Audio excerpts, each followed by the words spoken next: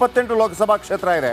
28 ಲೋಕಸಭಾ ಕ್ಷೇತ್ರಗಳ ಪೈಕಿ ಬಿಜೆಪಿಯಿಂದ 28 ಹಾಗೂ ಕಾಂಗ್ರೆಸ್ಸಿಂದ ಎಲ್ಲರೂ ಕೂಡ ಕಣಕ್ಕಿಳಿಯಲಾಗಿದೆ. 2 ಹಂತದಲ್ಲಿ ಚುನಾವಣೆ ನಡೆಯುತ್ತೆ 14 ಕ್ಷೇತ್ರಗಳಿಗೆ.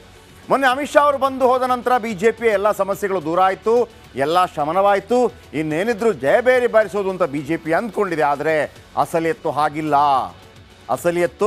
ಹಾಗಿಲ್ಲ. ಎಲ್ಲ ಸಮಾಧಾನ ಆದಂಗೆ ಕಾಣ್ತಾ ಇದೆ. ಆದರೆ ಹಲವಾರು ಕ್ಷೇತ್ರಗಳಲ್ಲಿ, ನಾನು ಲಿಸ್ಟ್ ಕೊಡ್ತೀನಿ, ಹಲವಾರು ಕ್ಷೇತ್ರಗಳಲ್ಲಿ ಒಳಗೊಳಗೆ ಕತ್ತಿ ಮಸೀವ ಕೆಲಸಗಳಾಗ್ತಾ ಇದೆ. ಯಾರೆಲ್ಲ ಬೇಸರಗೊಂಡಿದ್ದಾರೆ ಅವರಿಗೆ ಪಕ್ಕದ ಕ್ಷೇತ್ರಗಳನ್ನು, ಮತ್ತೊಂದು ಕ್ಷೇತ್ರವನ್ನು ಗೆಲ್ಲಿಸ್ಕೊಂಡು ಬರಬೇಕು ಅಂತೇಳಿ ಏನೋ ಅವರಿಗೆ ಜವಾಬ್ದಾರಿಯನ್ನು ಕೊಡಲಾಗ್ತಾ ಇದೆ. ಆದರೆ ಜವಾಬ್ದಾರಿಯನ್ನು ಪರಿಪೂರ್ಣವಾಗಿ ಯಾರು ಕೂಡ ತಗೊಳ್ತಾ ಇಲ್ಲ. ನನಗಿಲ್ಲದಿದ್ದರೆ ನಿನಗೆ ಯಾಕೆ ಅನ್ನುವಂಥ ರೀತಿಯಲ್ಲಿ ನಾಯಕರ ವರ್ತನೆಗಳು ಕಂಡು ಬರ್ತಾ ಇದೆ. ಕರ್ನಾಟಕ ಬಿಜೆಪಿ ನಾಯಕರು ಲೋಕಸಭಾ ಚುನಾವಣೆಗೆ ಭರ್ಜರಿ ಸಿದ್ಧತೆ ಮಾಡಿಕೊಳ್ತಾ ಇದ್ದಾರೆ ನಿಜ. ಆದರೆ ಅದೇ ಬಿಜೆಪಿ ನಾಯಕರೇ ಒಳ ಹೊಡೆತ ಕೊಡುವ ಲಕ್ಷಣ ಬಹಳ ದೊಡ್ಡ ಮಟ್ಟದಲ್ಲಿ ಕಾಣ್ತಾ ಇದೆ. ಅದು ಕೂಡ 10ಕ್ಕಿಂತಲೂ ಹೆಚ್ಚು ಕ್ಷೇತ್ರಗಳಲ್ಲಿ ಬಿಜೆಪಿಗೆ ಒಳ ಹೊಡೆತ ಉಂಟಾಗತ್ತಾ? ಬನ್ನಿ ಇದರ ಬಗೆಗಿನ ಒಂದು ರಿಪೋರ್ಟ್ ನಿಮ್ಮ ಮುಂದೆ.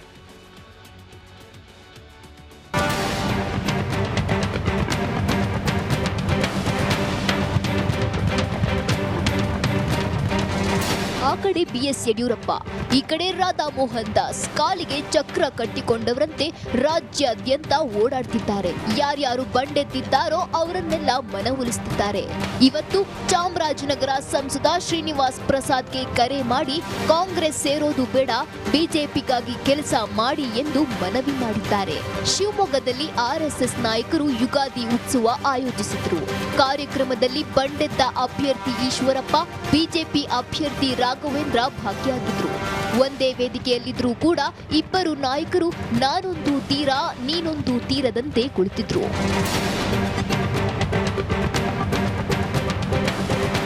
ಕಲಬುರಗಿಯಲ್ಲೂ ಬಂಡಾಯ ಭುಗಿಲೆದ್ದಿದೆ. ಮಾಜಿ ಸಚಿವ ಮಾಲಿಕಯ್ಯ ಗುತ್ತೇದಾರ್ ಸ್ವಪಕ್ಷದ ವಿರುದ್ಧವೇ ಗುಡುಗಿದ್ದಾರೆ. ಬಿಜೆಪಿ ನನ್ನ ನಡೆಸಿಕೊಂಡ ರೀತಿಯನ್ನ ನೋಡಿದ್ರೆ ಒಂದು ಕ್ಷಣವೂ ಪಕ್ಷದಲ್ಲಿ ಇರಬಾರ್ದು, ಆದ್ರೆ ಮೋದಿಗಾಗಿ ಕೆಲಸ ಮಾಡ್ತಿದ್ದೇನೆ ಅಂದ್ರು. ನಿಜವಾಗಿ ಹೇಳ್ಬೇಕಾದ್ರೆ ಭಾರತೀಯ ಜನತಾ ಪಾರ್ಟಿ ನಡ್ಕೊಂಡ ರೀತಿ ನೋಡು ಒಂದು ದಿನ ಪಾರ್ಟಿ ಇರಬಾರ್ದು. ನಾವು ನಿಜವಾಗಿ ಹೇಳ್ತಾ ಇದ್ದೀನಿ, ಇಷ್ಟು ವರ್ಷ ನಾನು ಏನ್ ಕುಟುಂಬ ಹೊಡೆದ್ರು, ನನ್ನ ಕುಟುಂಬ ಹೊಡೆದ್ರೆ ನಮ್ಮ ಪಾರ್ಟಿಯಲ್ಲಿ ಇರ್ತಕ್ಕಂಥ ಬದಲಾಸರು ಇದು ಹೇಳ್ತೀನಿ. ಆದ್ರೂ ಕೂಡ ನಾನು ಮನಸ್ಸನ್ನ ಇಟ್ಕೊಳ್ಳಿಲ್ಲ. ನನಗೆ ಮೋದಿ ಬೇಕು, ದೇಶ ಬೇಕು, ಭಾರತೀಯ ಜನತಾ ಪಾರ್ಟಿ ಶಕ್ತಿ ಕೊಡ್ಬೇಕಂತ ಎಲ್ಲ ಸಹಿಸ್ಕೊಂಡು ಈ ಪಾರ್ಟಿಯಲ್ಲಿ ಇದ್ದೀನಿ. ಬೀದರ್ ಬಿಜೆಪಿಯಲ್ಲೂ ಬಂಡಾಯ ಇದೆ. ಆದ್ರೆ ಭಗವಂತ್ ಖೂಬಾ ಸಾಗರ್ ಖಂಡ್ರೆ ವಿರುದ್ಧ ವ್ಯಂಗ್ಯ ಮಾಡೋದನ್ನ ಮರೆಯಲಿಲ್ಲ. ತಂದಿ ಎಷ್ಟೇ ಶ್ರೀಮಂತ ಇರ್ಲಿ, ಅಗರ್ಭ ಶ್ರೀಮಂತ ಇರ್ಲಿ, ತಂದಿ ಹೆಸರಿನ ಲೊಟ್ಟಂಗೆ ಹೊಡೆಯೋರು ಯಾರು ಈಗ ಹುಡುಗಿನ ಪಸಂದ್ ಮಾಡಿದ್ರೆ ಹುಡುಗಿ ಕುಟುಂಬದನ್ನು ಪಸಂದ್ ಮಾಡಿದ್ರು. ಇವತ್ತು ಕಾಂಗ್ರೆಸ್ಸಿನ ಅಭ್ಯರ್ಥಿಯ ಪರಿಸ್ಥಿತಿ ತಂದಿ ಹೆಸರಿನಾಗ ಲೊಟ್ಟಂಗಿ ಹೊಡೆಯುತ್ತದೆ. ಚುನಾವಣೆ ಹತ್ತಿರವಾಗ್ತಿದೆ. ಬಿಜೆಪಿ ಬಂಡಾಯ ತಾರಕಕ್ಕೇರಿದೆ. ಅದನ್ನೆಲ್ಲ ಹೇಗೆ ಶಮನ ಮಾಡ್ತಾರೋ ಕಾದ್ ನೋಡ್ಬೇಕು.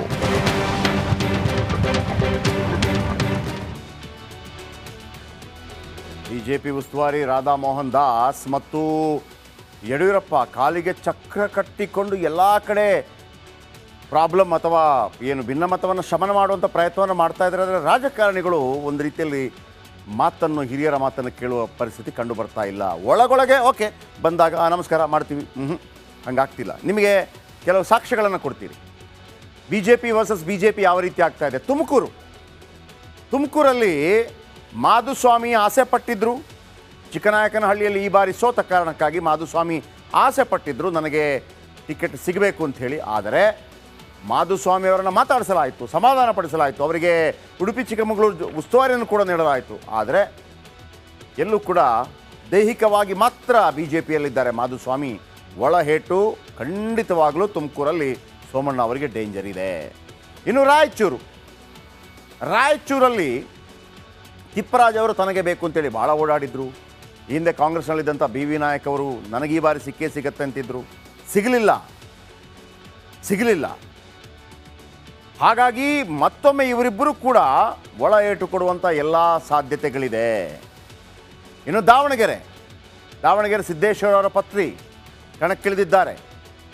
ಆದರೆ ಅಲ್ಲಿಂದ ರೇಣುಕಾಚಾರ್ಯ ಭಾಳ ದೊಡ್ಡ ಪ್ರಮಾಣದಲ್ಲಿ ಆಸೆ ಪಟ್ಟಿದ್ದರು ಆ ಕ್ಷೇತ್ರವನ್ನು ಕಾಂಗ್ರೆಸ್ಗೆ ಹೋಗುವಂಥವರಿದ್ದರು, ಆದರೆ ಕೊನೆಗಳಿಗೆಯಲ್ಲಿ ನಿಂತಿದ್ರು. ಆದರೆ ಈಗಲೂ ಕೂಡ ರೇಣುಕಾಚಾರ್ಯ ಅವರ ಕೋಪ ತಣ್ಣಗಾಗಿಲ್ಲ. ಇದು ಒಳ ಏಟು ಬೀಳುವಂಥ ಎಲ್ಲ ಸಾಧ್ಯತೆಗಳು.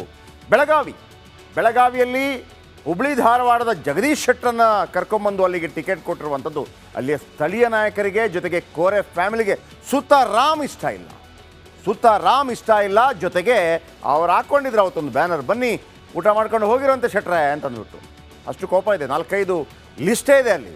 ಜೊತೆಗೆ ಕೋರೆ ಫ್ಯಾಮಿಲಿ ಒಂದು ರೀತಿಯಲ್ಲಿ ಇಲ್ಲಿಗೂ ಬಂದುಬಿಟ್ರಾ ನೀವು, ಅಲ್ಲೂ ಹೆಂಗೂ ಇಲ್ಲ ಇಲ್ಲಿಗೂ ಬಂದುಬಿಟ್ರಾ ಅನ್ನೋ ರೀತಿಯಲ್ಲಿದ್ದಾರೆ.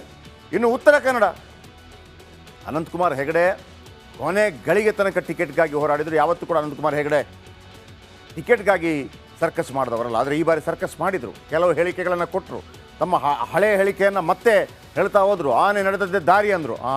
ಆದರೆ ಅವರ ಪಾಲಿಗೆ ಆನೆ ನಡೆದದ್ದು ದಾರಿ ಅಂತಂದರೆ ಏನೂ ಸಿಗಲಿಲ್ಲ, ಕಬ್ಬು ಸಿಗಲಿಲ್ಲ ಅವರಿಗೆ. ಕಬ್ಬು ಸಿಕ್ಕಿದ್ದು ವಿಶ್ವೇಶ್ವರ ಹೆಗಡೆ ಕಾಗೇರಿ ಅವರಿಗೆ. ಒಂದು ಕಡೆ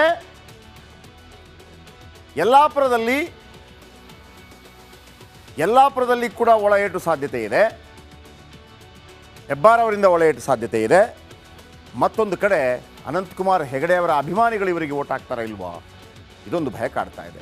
ಇನ್ನು ಚಿತ್ರದುರ್ಗ ಕಾರಜೋಳ ಅವರಿಗೆ 500 ಕಿಲೋಮೀಟರ್ ದೂರದಲ್ಲಿರುವಂಥ ಬಾಗಲಕೋಟೆಯ ಮುಧೋಳದ ಕಾರಜೋಳ ಅವರಿಗೆ ಟಿಕೆಟ್ ಕೊಡಲಾಗಿದೆ. ಇದು ಸ್ಥಳೀಯರಿಗೆ ತುಂಬ ಕೋಪ ಬಂದಿದೆ. ಯಾಕೆ ಅವರನ್ನು ಗೆಲ್ಲಿಸಬೇಕು, ನಮ್ಮವರು ಇಲ್ವಾ ಅನ್ನುವಂಥದ್ದು. ಅವರನ್ನು ಸಮಾಧಾನ ಪಡಿಸುವಂಥ ಪ್ರಯತ್ನಗಳು ಕೂಡ ಆಗಿಲ್ಲ. SC ಕ್ಷೇತ್ರ ಅದು. ಇನ್ನು ಬಾಗಲಕೋಟೆ ಚಿತ್ರದುರ್ಗಕ್ಕೆ ಶಿಫ್ಟ್ ಆಗಿರುವಂಥ ಕಾರಜೋಳ ಅವರು, ಬಾಗಲಕೋಟೆಯಲ್ಲಿ ಕೂಡ ಇದೀಗ ಮುಂದಾಳತ್ವದ ಸಮಸ್ಯೆ ಉಂಟಾಗಿದೆ. ಅಲ್ಲಿ ಯಾರು ಕೂಡ ಅದನ್ನು ಮುಂದಕ್ಕೆ ತೆಗೆದುಕೊಂಡು ಹೋಗೋದಕ್ಕೆ ಯಾರೂ ಇಲ್ಲ. ಮತ್ತೊಂದು ಕಡೆ ಕೊಪ್ಪಳದಲ್ಲಿ ಏಕಮೇವ ದ್ವಿತೀಯ ಪಂಚಮಸಾಲಿ ಲಿಂಗಾಯತರಾಗಿದ್ದಂಥ ಕರಡಿ ಸಂಗಣ್ಣ ಅವರಿಗೆ ಒಂದೇ ಟಿಕೆಟ್ BJP ಕೊಟ್ಟಿದ್ದು, ಈ ಬಾರಿ ಕೊಡಲಿಲ್ಲ. ಡಾಕ್ಟರ್ ಅವರಿಗೆ ಕೊಡಲಾಗಿದೆ ಮತ್ತೊಂದು ಕಡೆ. ಆದರೆ ಮೇಲ್ನೋಟಕ್ಕೆ ಪ್ರಚಾರಕ್ಕೆ ಬರ್ತೀನಿ ಅಂದಿದ್ದ ಸಂಗಣ್ಣ ಕಾಣಿಸ್ಕೊಳ್ತಾ ಇಲ್ಲ. ಚಿಕ್ಕಬಳ್ಳಾಪುರ ಡಾಕ್ಟರ್ ಸುಧಾಕರ್ ಈಗಾಗಲೇ ಅಲ್ಲಿಂದ ಉಮೇದುವಾರಿಕೆಯನ್ನು ಸಲ್ಲಿಸಿದ್ದಾರೆ. SR ವಿಶ್ವನಾಥ್ ತಮ್ಮ ಮಗ ಅಲೋಕಿಗೆ ಸಿಗಲೇಬೇಕು ಅಂತೇಳಿ ಪ್ರಯತ್ನ ಪಟ್ಟರು, ಸಿಗಲಿಲ್ಲ. ಈಗ ಮೊನ್ನೆ ಒಂದು ಹೇಳಿಕೆಯನ್ನು ಕೂಡ ಕೊಟ್ಟರು, 90% ನಾನು 90% ಯಲಾಂಕದಲ್ಲಿ ಮಾತ್ರ ಇರ್ತೀನಿ, ಉಳಿದ 10% ಬರ್ತೀನಿ. ಅದರ ಅರ್ಥ ಏನು, ನನಗೆ ಸಮಾಧಾನ ಇಲ್ಲ, ನಾನೇನೋ ಕೆಲಸ ಮಾಡೋದಾದ್ರೆ ಉಳಿದೋದು ಗೊತ್ತಿಲ್ಲ. SR ವಿಶ್ವನಾಥ್ ಅವರಿಂದ ಖಂಡಿತವಾಗಲೂ ಒಳ ಹೊಡೆತದ ಭೀತಿ ಕಾಡ್ತಾ ಇದೆ. ಇನ್ನು ಶಿವಮೊಗ್ಗ, ಯಡಿಯೂರಪ್ಪ ಮಾತಿಗೆ ಈಶ್ವರಪ್ಪ ಕ್ಯಾರೆ ಅಂತಿಲ್ಲ. ಇವತ್ತು ಕೂಡ ಅವರು ಸಿಕ್ಕಿದ್ರು. ಇಲ್ಲಿ ಒಂದು ಆತಂಕ ಮನೆ ಮಾಡಿದೆ. ಇಲ್ಲಿ ಅವ್ರು ಗೆಲ್ತಾರೆ ಅಂತಲ್ಲ, ಸೋಲಿಸ್ತಾರೆ ಅನ್ನುವಂಥ ಭಯ. ಇನ್ನು ಹಾಸನ, ಪ್ರಜ್ವಲ್ ರೇವಣ್ಣ ಹೆಸರನ್ನೇ ಹೇಳ್ತಾ ಇಲ್ಲ ಪ್ರೀತಮ್ ಗೌಡ ಸುಮ್ಮನೆ ಹೇಳ್ತಾ ಇದ್ದಾರೆ. ಎಲ್ಲಿ ರೇವಣ್ಣ ಅವರು ಹೊಳೆ ನರಸೀಪುರದಲ್ಲಿ ಎಷ್ಟು ಲೀಡ್ ಕೊಡ್ತಾರೋ ಒಂದು ಜಾಸ್ತಿ ಕೊಡ್ತೀನಿ ಅಂತ ಹೇಳಿದ್ರೆ ಪ್ರೀತಮ್ ಗೌಡ ಅವರಿಗೆ ಕುದೀತಾ ಇದೆ, ಮನಸ್ಸೊಳಗೆ ಕುದೀತಾ ಇದೆ. ಇನ್ನು ಬೀದರ್, ಕೂಬಾಗೆ ಹೋದಲ್ಲೆಲ್ಲ ಸ್ವಪಕ್ಷೀಯರು ಹೊಡೆತ. ಯಾವ ಸ್ವಪಕ್ಷೀಯರು ಕೂಡ ಅವ್ರ ಜೊತೆ ಕೆಲಸ ಮಾಡೋಕ್ಕೆ ರೆಡಿ ಇಲ್ಲ. ಆದರೆ BJPಗೆ ಎಂಥ ಅನಿವಾರ್ಯ ಪರಿಸ್ಥಿತಿ ಅಂದರೆ, ಎಲ್ಲೆಲ್ಲಿ ಜಾತಿ ರಾಜಕಾರಣದಿಂದಾಗಿ ರಾಜಕಾರಣಿಗಳು ಟಿಕೆಟ್ ಪಡ್ಕೊಂಡಿದ್ದಾರೆ ಅಲ್ಲಿ ಚೇಂಜ್ ಮಾಡುವಂಥ ಧೈರ್ಯವನ್ನು, ಉತ್ಸಾಹವನ್ನು ತೋರಿಸ್ತಾ ಇಲ್ಲ. ಎಲ್ಲಿ RSS ಪ್ರಬಲವಾಗಿದೆ, ಈಗ ಕರಾವಳಿ ಬೆಲ್ಟ್, ಎಲ್ಲಿ RSS ಪ್ರಬಲವಾಗಿದೆ, ಎಲ್ಲಿ BJP ಪ್ರಬಲವಾಗಿದೆ, ಎಲ್ಲಿ ನರೇಂದ್ರ ಮೋದಿ ಅವರ ಹೆಸರಲ್ಲಿ ನಡೆದೋಗ್ಬಿಡುತ್ತೆ, ಅಲ್ಲೆಲ್ಲ ಸರ್ಕಸ್ ಮಾಡಿದ್ದಾರೆ. ಇನ್ನು ನಿಮ್ಗೆ ಗೊತ್ತಿದೆ, ಹುಬ್ಳಿ ಧಾರವಾಡ ಲಿಂಗಾಲೇಶ್ವರ ಸ್ವಾಮೀಜಿ ಕಣಕ್ಕಿಳಿದು ಬಿಟ್ಟಿದ್ದಾರೆ. ಕಾಂಗ್ರೆಸ್ ಅವರ ಜೊತೆ ನಿಲ್ಲುವಂಥ ಎಲ್ಲ ಸಾಧ್ಯತೆಗಳು ಕಂಡು ಬರ್ತಾ ಇದೆ. ಹಾಗಾಗಿ ಪ್ರಹ್ಲಾದ್ ಜೋಶಿ ಅವ್ರಿಗೂ ಕೂಡ ತಲೆನೋವು ಶುರು ಆಗಿದೆ. ಹಾಗಾಗಿ BJP ನರೇಂದ್ರ ಮೋದಿ ಅವರು ಬಂದರು ಅಥವಾ ಅಮಿತ್ ಶಾ ಅವರು ಬಂದರು ಅಥವಾ ಸ್ಥಳೀಯ ನಾಯಕರು ಸಮಾಧಾನ ಪಡಿಸಿದ್ರು ಇಲ್ಲ. 2023ರಲ್ಲಿ ನಡೆದ ಚುನಾವಣೆ ನಂತರ BJP ನಾಯಕರುಗಳು ಕೂಡ ಅಯ್ಯಯ್ಯ ನೀವೇ ಮಾಡ್ಕೊಂಡು ಹೋದ್ರೆ ಹೆಂಗೆ, ನಮ್ಮ ಪರಿಸ್ಥಿತಿ ಹೇಗೆ, ನಮ್ಮ ಭವಿಷ್ಯ ಹೇಗೆ, ನಮ್ಮ ಭವಿಷ್ಯ ನಾವು ನೋಡ್ಕೋತೀವಿ ಅನ್ನುವಂಥ ನಿರ್ಧಾರಕ್ಕೆ ಬಂದಿದ್ದಾರೆ. ಶಿಸ್ತನ್ನು ಪಾಲಿಸ್ತಾ ಇಲ್ಲ. ಓಕೆ.